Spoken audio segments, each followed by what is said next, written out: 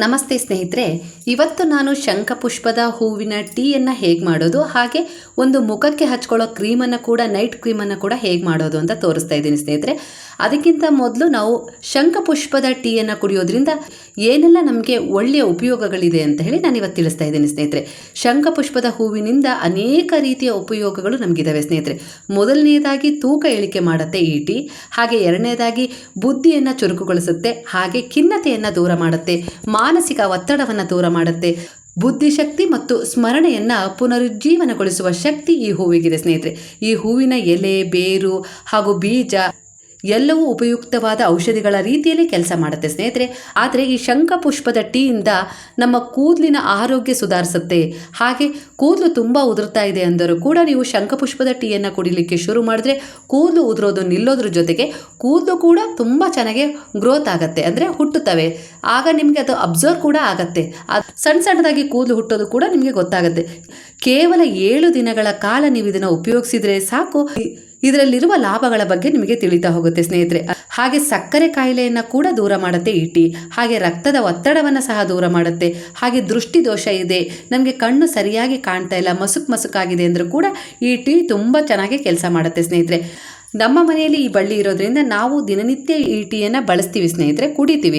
ಹಾಗೆ ನಾವು ಇದರಲ್ಲಿ ತುಂಬ ಹೂ ಬಿಟ್ಟಾಗ ಪೂಜೆಗೂ ಬಳಸ್ತೀವಿ, ಹಾಗೆ ಒಣಗಿಸಿ ಈ ಹೂಗಳನ್ನು ಶೇಖರಣೆ ಮಾಡಿ ಇಟ್ಕೊಳ್ತೀನಿ ಸ್ನೇಹಿತರೆ.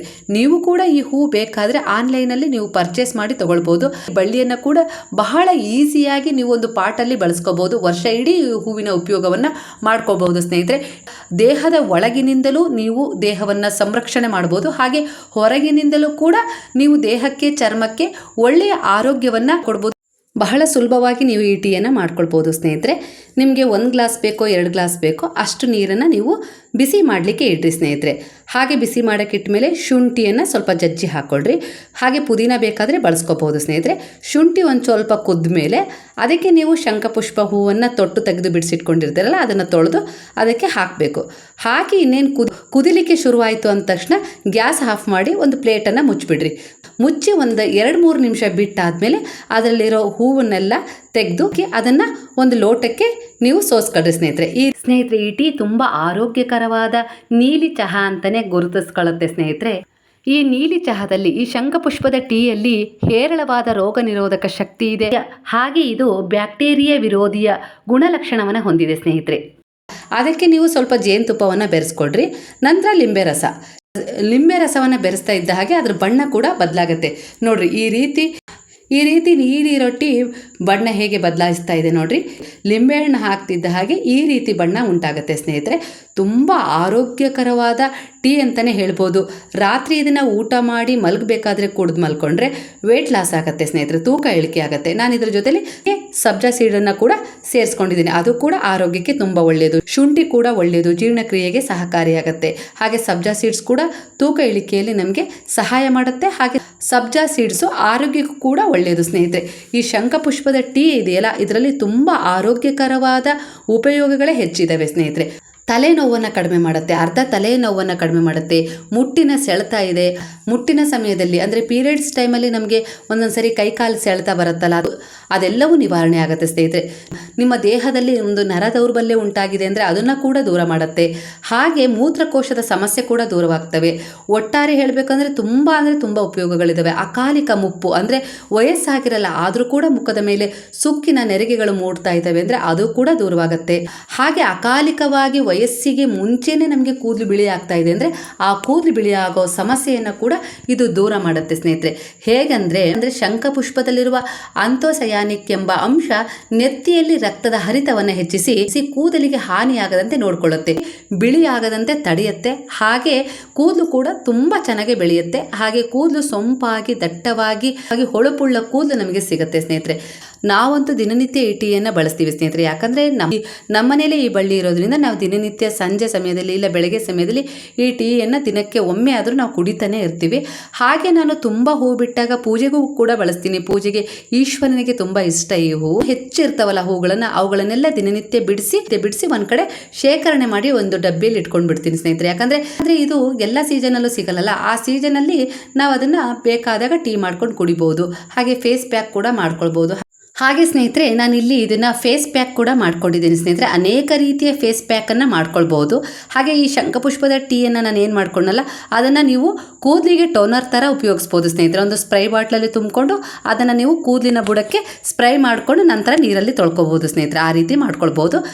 ನಾನಿಲ್ಲಿ ನೈಟ್ ಹಚ್ಕೊಳ್ಳೋಕ್ಕೆ ಒಂದು ಶಂಖಪುಷ್ಪದ ಒಂದು ಕ್ರೀಮನ್ನು ಮಾಡಿದ್ದೀನಿ ಸ್ನೇಹಿತರೆ. ಅಂದರೆ ದೇಹದ ಒಳಗೆ ನಾವು ತಗೊಂಡಾಗ ಟೀ ಮೂಲಕ ನಾವು ಅದನ್ನು ಕುಡಿದಾಗ ನಮ್ಮ ದೇಹಕ್ಕೆ ಅನೇಕ ರೀತಿಯಲ್ಲಿ ಅದು ಪೋಷಣೆ ನೀಡುತ್ತೆ ಸ್ನೇಹಿತರೆ. ಎಲ್ಲದಕ್ಕಿಂತ ಮೊದಲಾಗಿ ಮಕ್ಕಳಿಗೆ ಈ ಟೀಯನ್ನು ನೀವು ನಿಯಮಿತವಾಗಿ ಕೊಡ್ತಾ ಬಂದರೆ ಅವರ ಕೂದಲ ಪೋಷಣೆಯಾಗಿರ್ಬೋದು, ಆರೋಗ್ಯ ಆಗಿರ್ಬೋದು, ಹಾಗೆ ಅವರ ಸ್ಮರಣ ಶಕ್ತಿ, ಬುದ್ಧಿಶಕ್ತಿ ಹೆಚ್ಚಾಗೋದ್ರ ಜೊತೆಗೆ ಇದು ಚರ್ಮದ ಬಣ್ಣವನ್ನು ಕೂಡ ಕಾಂತಿಯುಕ್ತವಾಗಿಡುತ್ತೆ ಸ್ನೇಹಿತರೆ. ಹಾಗಾಗಿ ಮಕ್ಕಳಿಗೂ ಆಗಿರ್ಬೋದು, ಹಿರಿಯರಿಗಾಗಿರ್ಬೋದು, ನಮಗಾಗಿರ್ಬೋದು, ಎಲ್ಲ ವಯಸ್ಸಿನರಿಗೂ ಇದು ತುಂಬ ಒಳ್ಳೆಯದು ಸ್ನೇಹಿತರೆ.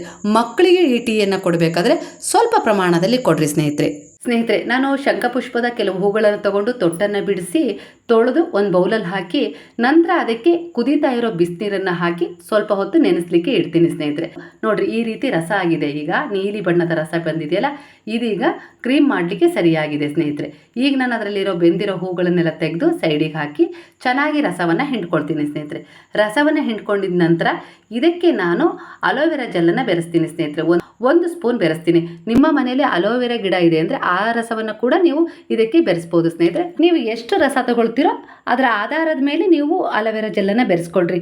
ನೀವು ಒಂದು ಬೌಲ್ ಫುಲ್ ತೊಗೊಂಡಿದ್ದೀರಿ ಅಂತ ಅಂದರೆ ಒಂದು 2 ಸ್ಪೂನ್ ಆದರೂ ಅಲೋವೆರಾ ಜೆಲ್ಲನ್ನು ಬೆರೆಸ್ಕೊಳ್ರಿ ಸ್ನೇಹಿತರೆ. ಹಾಗೆ ನಾನಿಲ್ಲಿ 2 ಇ ವಿಟಮಿನ್ ಟ್ಯಾಬ್ಲೆಟ್ಸನ್ನು ತೊಗೊಂಡಿದ್ದೀನಿ. ಹಾಗೆ ನೀವು ಈ ಕ್ರೀಮಿಗೆ ನೀವು ಜೇನುತುಪ್ಪ ಕೂಡ ಬೆರೆಸ್ಕೊಳ್ಬೋದು, ಲಿಂಬೆ ರಸವನ್ನು ಕೂಡ ಬೆರೆಸ್ಕೊಳ್ಬೋದು ಸ್ನೇಹಿತರೆ. ಹಾಗೆ ನೀವು ಒಂದು 1/4 ಸ್ಪೂನು ಗ್ಲಿಸರಿನ್ ಕೂಡ ಬೆರೆಸ್ಕೊಳ್ಬೋದು. ಇದು ಸ್ಥಿರಂ ಥರ ಬರುತ್ತೆ ಸ್ನೇಹಿತರೆ, ಮಂದವಾಗಿರುತ್ತೆ. ಇದನ್ನು ನೀವು ಒಂದು ಬೌಲಲ್ಲಿ ಸ್ಟೋರ್ ಮಾಡಿ ಫ್ರಿಜ್ಜಲ್ಲಿ ಇಟ್ಕೊಳ್ಬೋದು. ರಾತ್ರಿ ಮಲಗಬೇಕಾದ್ರೆ ಹಚ್ಕೊಂಡು ಮಲ್ಕೊಂಡ್ರೆ ಬಹಳ ಒಳ್ಳೆಯದು. ಹಾಗೆ ನೀವು ಇದನ್ನು ಐಸ್ ಕ್ಯೂಬಲ್ಲೂ ಕೂಡ ಹಾಕ್ಕೊಂಡು ನೀವು ಆ ಕ್ಯೂಬನ್ನು ತಗೊಂಡು ಮಸಾಜ್ ಮಾಡ್ಕೊಳ್ಬೋದು ಸ್ನೇಹಿತರೆ. ಓಪನ್ ಪೋರ್ಸ್ ಅಂದರೆ ನಿಮ್ಮ ಮುಖದಲ್ಲಿ ತೂತಗಳಿದ್ದಾವೆ ಅಂದರೆ ಅವು ಕೂಡ ಕಡಿಮೆ ಆಗ್ತವೆ, ಸಿಂಕ್ ಆಗ್ತಾ ಹೋಗುತ್ತೆ ಸ್ನೇಹಿತರೆ. ಮುಖ ತುಂಬ ನೈಸ್ ಆಗುತ್ತೆ, ಕಾಂತಿಯುಕ್ತವಾಗುತ್ತೆ, ಹೊಳಪಿಂದ ಕೂಡುತ್ತೆ ಸಹ ನಿವಾರಣೆ ಆಗ್ತವೆ. ಮುಖದಲ್ಲಿ ಈ ಕ್ರೀಮು ನೀಟಾಗಿ ಅಬ್ಸರ್ವ್ ಆಗುತ್ತೆ ಸ್ನೇಹಿತರೆ. ಯಾವುದೇ ರೀತಿ ತೊಂದರೆ ಏನಿಲ್ಲ, ಸೈಡ್ ಎಫೆಕ್ಟು ಯಾವುದೇ ರೀತಿ ಇಲ್ಲ ಸ್ನೇಹಿತರೆ. ನಾನು ತುಂಬ ಸಾರಿ ಬಳಕೆ ಮಾಡಿದ್ದೀನಿ, ಹಾಗಾಗಿ ನಿಮಗೂ ಕೂಡ ತಿಳಿಸ್ತಾ ಇದ್ದೀನಿ. ಯಾವುದೇ ರೀತಿ ಸೈಡ್ ಎಫೆಕ್ಟ್ ಆಗಲ್ಲ, ಯಾವುದೇ ರೀತಿ ಮೊಡವೆಗಳಾಗಲ್ಲ. ಮುಖನೂ ಕೂಡ ತುಂಬ ಅಂದರೆ ತುಂಬ ಮೃದು ಆಗುತ್ತೆ, ಸ್ಮೂತ್ ಆಗಿ ಶೈನಿ ಆಗಿದೆ ಅಂತೇಳಿ ನಿಮಗೆ ಅನಿಸುತ್ತೆ. ಒಂದೇ ದಿನ ಹಚ್ಕೊಂಡೆ ನನಗೆ ಯಾಕೋ ಕಲೆಗಳು ಹೋಗಲಿಲ್ಲ ಅಲ್ಲ ಹೇಳೋ ಹಾಗಿಲ್ಲ. ಆಯುರ್ವೇದಿಕ್ ಔಷಧಿ ನಾವು ಮನೆ ಮದ್ದುಗಳನ್ನು ಏನು ಬಳಸ್ತೀವಲ್ಲ ಅವು ನಮಗೆ ರಿಸಲ್ಟ್ ಸಿಗೋದು ಸ್ವಲ್ಪ ತಡವಾಗ್ಬೋದು, ಆದರೆ ಶಾಶ್ವತ ಉಳಿತವೆ. ಅದೇ ನಾವು ಅಂಗಡಿಯಲ್ಲಿ ತರೋ ಯಾವುದೋ ಒಂದು ಕ್ರೀಮ್ ಆದರೆ ಅದನ್ನು ನಾವು ಹಚ್ಕೊಳ್ತೇನೆ ಇರಬೇಕು. ಅದನ್ನು ಬಿಟ್ಟ ತಕ್ಷಣ ಮತ್ತೆ ನಮ್ಮ ಮುಖ ಕಪ್ಪಾಗ್ಬಿಡುತ್ತೆ. ನಾವು ಮನೆಯಲ್ಲಿ ಬಳಸೋ ಮನೆ ಮದ್ದುಗಳಾಗಿರ್ಬೋದು, ಈ ರೀತಿ ಹೂಗಳಿಂದ ಮಾಡಿರೋ ಫೇಸ್ ಕ್ರೀಮ್ಗಳಾಗಿರ್ಬೋದು, ಅದು ಯಾವುದೇ ರೀತಿ ನಮಗೆ ಹಾನಿ ಉಂಟು ಮಾಡೋದಿಲ್ಲ. ನಾವು ಹಾಗೆ ಇದನ್ನು ದೇಹಕ್ಕೂ ಕೂಡ ಟೀಯಾಗಿ ಬಳಸಿ ಹಾಗೆ ಹೊರಗಡೆಯಿಂದ ಕೂಡ ನಮ್ಮ ಮುಖಕ್ಕೆ ಅಪ್ಲೈ ಮಾಡೋದ್ರಿಂದ ಯಾವುದೇ ರೀತಿ ತೊಂದರೆ ಆಗಲ್ಲ. ಕಾಂತಿಯುಕ್ತವಾಗಿರುತ್ತೆ, ಚರ್ಮ ಹೊಳಪು ಬರುತ್ತೆ, ಮುಖ ಬೆಳ್ಳಗಾಗುತ್ತೆ, ಹಾಗೆ ಮುಖದಲ್ಲಿರುವ ಮೊಡವೆಗಳು ಕಡಿಮೆ ಆಗ್ತವೆ. ಉಪಯೋಗಗಳು ಏನೇನಿದ್ದಾವೆ ಅಂತ ಹೇಳಿ ಬೆನಿಫಿಟ್ಸ್ ಕೂಡ ನಾನು ಇಲ್ಲಿ ಹಾಕಿದ್ದೀನಿ, ಸ್ಕ್ರೀನ್ ಮೇಲೆ ನೋಡ್ಕೊಳ್ಳಿ. ದೇಹಕ್ಕೆ ಪೋಷಣೆ ನೀಡುತ್ತೆ, ಹಾಗೆ ಮುಖದ ಸೌಂದರ್ಯವೂ ಕೂಡ ತುಂಬ ಚೆನ್ನಾಗಿ ಮಾಡುತ್ತೆ. ಯಾವುದೇ ರೀತಿ ಕೆಮಿಕಲ್ಸ್ ಇಲ್ಲ ಈ ಕ್ರೀಮಲ್ಲಿ, ಈ ಹೂವಲ್ಲಿ. ಯಾಕಂದರೆ ಇದು ನೈಸರ್ಗಿಕ ದತ್ತ ಕೊಡುಗೆ ಅಂತಲೇ ಹೇಳ್ಬೋದು ಸ್ನೇಹಿತರೆ. ಈ ಹೂವಿನ ಮಹತ್ವ ಬಹಳ ಒಳ್ಳೆಯದಿದೆ ಸ್ನೇಹಿತರೆ. ನಾವಂತೂ ಇದನ್ನು ದಿನನಿತ್ಯ ನಮ್ಮ ಮನೆಯಲ್ಲಿ ಬಳಸ್ತಾನೆ ಇರ್ತೀವಿ. ನಮ್ಮ ಮನೆಯಲ್ಲಿ ನನ್ನ ಮಗನಿಗೆ 5 ವರ್ಷ, ಅವನು ಸಹ ಕುಡಿತಾನೆ. ನನ್ನ ಮಗಳು ಸಹ 5ನೇ ಕ್ಲಾಸು, ಅವಳಿಗೂ ಸಹ ಕುಡಿಸ್ತೀವಿ. ಹಾಗೆ ನಾವು ಸಹ ಕುಡಿತೀವಿ. ಯಾವುದೇ ರೀತಿ ಇವತ್ತಿಗೂ ಸಮಸ್ಯೆ ಏನೂ ಎದುರಾಗಿಲ್ಲ ಸ್ನೇಹಿತರೆ. ಖಂಡಿತವಾಗಿ ಇದು ಬಹಳ ಆರೋಗ್ಯಕರವಾದ ಟೀ ಅಂತಲೇ ಹೇಳ್ಬೋದು. ಹಾಗೆ ನಮ್ಮ ಸೌಂದರ್ಯಕ್ಕೂ ಕೂಡ ಬಹಳ ಒಳ್ಳೆಯ ಕ್ರೀಮ್ ಅಂತಲೇ ಹೇಳ್ಬೋದು ಸ್ನೇಹಿತರೆ. ಈ ರೀತಿಯಾಗಿ ನೀವು ಶಂಖಪುಷ್ಪದ ಬಳಕೆಯನ್ನು, ಹಾಗೆ ಇದು ನೀವು ಹಳ್ಳಿ ಕಡೆ ವಾಸ ಮಾಡ್ತಾ ಇದ್ದೀರಿ ಅಂದರೆ ಖಂಡಿತವಾಗಿ ಈ ಶಂಖಪುಷ್ಪದ ಹೂವಿನ ಬಳ್ಳಿ ನಿಮಗೆ ಸಿಕ್ಕೇ ಸಿಗುತ್ತೆ ಸ್ನೇಹಿತರೆ. ಈ ಹೂವಿಗೆ ಸಂಸ್ಕೃತದಲ್ಲಿ ಗಿರಿಕರ್ಣಿಕಾ ಅಂತಲೂ ಕರೀತಾರೆ, ಅಪರಾಜಿತ ಅಂತ ಕರೀತಾರೆ, ಹಾಗೆ ಬಟರ್ಫ್ಲೈ ಹೂವು ಅಂತಲೂ ಕೂಡ ಕರೀತಾರೆ ಸ್ನೇಹಿತರೆ. ಹಾಗಾಗಿ ಈ ಹೂವಿನ ಬಳ್ಳಿ ಎಲ್ಲ ಕಡೆ ಸಿಗುತ್ತೆ. ತುಂಬ ಸಿಟಿಯಲ್ಲಿರೋರಿಗೆ ಸಿಗಲ್ಲ ಅಂದರೆ ಆನ್ಲೈನಲ್ಲಿ ನೀವು ಆರ್ಡ್ರ್ ಮಾಡಿ ತರಿಸ್ಕೊಳ್ಬೋದು ಸ್ನೇಹಿತರೆ. ಹಾಗೆ ಇದ್ರ ಬೀಜವನ್ನು ಕೂಡ ಆನ್ಲೈನಲ್ಲಿ ನೀವು ಆರ್ಡ್ರ್ ಮಾಡಿ ತರಿಸ್ಕೊಳ್ಳೋದ್ರಿಂದ ನೀವು ಮನೆಯಲ್ಲಿ ಪಾಟಲ್ಲಿ ಬೆಳ್ಕೋಬೋದು. ಇದರಿಂದ ನಿಮಗೆ ಏನಪ್ಪ ಉಪಯೋಗ ಅಂದರೆ ಹೂವು ನಿಮ್ಮ ಮನೆಯಲ್ಲಿ ಫ್ರೆಶ್ ಆಗಿ ಸಿಗುತ್ತೆ. ನೀವು ಫ್ರೆಶ್ ಆಗಿ ಟೀ ಮಾಡ್ಕೊಂಡು ಕುಡಿಬೋದು, ಫ್ರೆಶ್ ಆಗಿ ಕ್ರೀಮನ್ನು ಮಾಡ್ಕೊಳ್ಬೋದು. ಹಾಗೆ ನೀವು ಆ ಬಳ್ಳಿಯಲ್ಲಿ ಮತ್ತೆ ಬೀಜವನ್ನು ಕೂಡ ಸಂಗ್ರಹಿಸಿ ಇಟ್ಕೊಳ್ಬೋದು ಸ್ನೇಹಿತರೆ. ವರ್ಷ ಪೂರ್ತಿ ನಿಮಗೆ ಈ ಹೂಗಳು ಸಿಗ್ತವೆ. ಹಾಗೆ ಈ ಟೀಯನ್ನು ನೀವು ಬಳಕೆ ಮಾಡಿ ಕುಡಿಬೋದು ಸ್ನೇಹಿತರೆ. ಸೀಸನಲ್ಲಿ ನಮ್ಮ ಮನೆಯಲ್ಲಂತೂ ಅಂತೂ ದಿನನಿತ್ಯ ನಾವು ಈ ಹೂವಿನ ಟೀಯನ್ನು ಕುಡಿತಾನೆ ಇರ್ತೀವಿ ಸ್ನೇಹಿತರೆ. ನೀವು ಬೇಕಾದರೆ ವಾರಕ್ಕೆ 3 ಸರಿ ಈ ಟೀಯನ್ನು ಬಳಸ್ಬೋದು ಸ್ನೇಹಿತರೆ. ಬಹಳ ಅಂದರೆ ಬಹಳ ಒಳ್ಳೆಯದು. ತುಂಬ ಕೂದಲುದುರೋ ಸಮಸ್ಯೆ ಕಾಡ್ತಾ ಇದೆ, ಕೂದಲು ಬೆಳೀತಾ ಇಲ್ಲ, ತುಂಬ ಕೂದಲು ತೆಳುವಾಗಿದೆ ಅನ್ನೋರು ಖಂಡಿತವಾಗಿಯೂ ಈ ಹೂವನ್ನು ತರಿಸ್ಕೊಂಡು ಈ ಟೀಯನ್ನು ಮಾಡ್ಕೊಂಡು ಕುಡೀರಿ. 1 ತಿಂಗಳ ಕಾಲ ನೀವು ಚಾಲೆಂಜಿಂಗ್ ಆಗಿ ತಗೊಂಡು ಈ ಟೀಯನ್ನು ಮಾಡ್ಕೊಂಡು ಕುಡೀರಿ. ಖಂಡಿತವಾಗಿಯೂ ನಿಮಗೆ ಅನಿಸುತ್ತೆ ನಾ ಹೇಳಿರೋ ಮಾತಲ್ಲಿ ಸತ್ಯ ಇದೆ ಅಂತ ಹೇಳಿ ಸ್ನೇಹಿತರೆ. ಯಾಕಂದರೆ ನಾನೇನಾದರೂ ಮಾಹಿತಿ ನಿಮಗೆ ಕೊಡ್ತಾ ಇದ್ದೀನಿ ಅಂದರೆ ಮೊದಲು ಅದರ ಬಗ್ಗೆ ನಾನು ತಿಳ್ಕೊಂಡಿರ್ತೀನಿ, ಅದನ್ನು ನಾನು ಬಳಸಿರ್ತೀನಿ, ಅದು ಉಪಯೋಗ ಆಗಿದೆ ಅಂದಾಗ ಮಾತ್ರ ನಾನು ಇನ್ನೊಬ್ರಿಗೆ ಹೇಳ್ತೀನಿ. ಸುಮ್ಮನೆ ಹಾಕೋದಿಲ್ಲ ಸ್ನೇಹಿತರೆ ವಿಡಿಯೋವನ್ನು. ಹಾಗೆ ಯಾವುದೇ ರೀತಿ ಕ್ರೀಮ್ಗಳನ್ನು ಬಳಸದೆ ನಿಮ್ಮ ಚರ್ಮ ಕೂಡ ನೈಸರ್ಗಿಕವಾಗಿ ಹೊಳಪಿನಿಂದ ಕೂಡೋದ್ರ ಜೊತೆಗೆ ನಿಮ್ಮ ಆರೋಗ್ಯ ಕೂಡ ಸುಧಾರಿಸ್ತಾ ಹೋಗುತ್ತೆ ಸ್ನೇಹಿತರೆ. ಶುಗರ್ ಇದ್ದವರು ದಿನನಿತ್ಯ ರಾತ್ರಿ ಈ ಹೂವಿನ ಟೀಯನ್ನು ಕುಡಿದು ಮಲ್ಕೊಳ್ರಿ. ಖಂಡಿತವಾಗಿ ನಿಮ್ಮ ಆರೋಗ್ಯದಲ್ಲಿ ಸುಧಾರಣೆ ಕಾಣಿಸುತ್ತೆ ಸ್ನೇಹಿತರೆ. ಹಾಗೆ ಮಾನಸಿಕ ಒತ್ತಡ, ಖಿನ್ನತೆ ಕೂಡ ದೂರವಾಗುತ್ತೆ.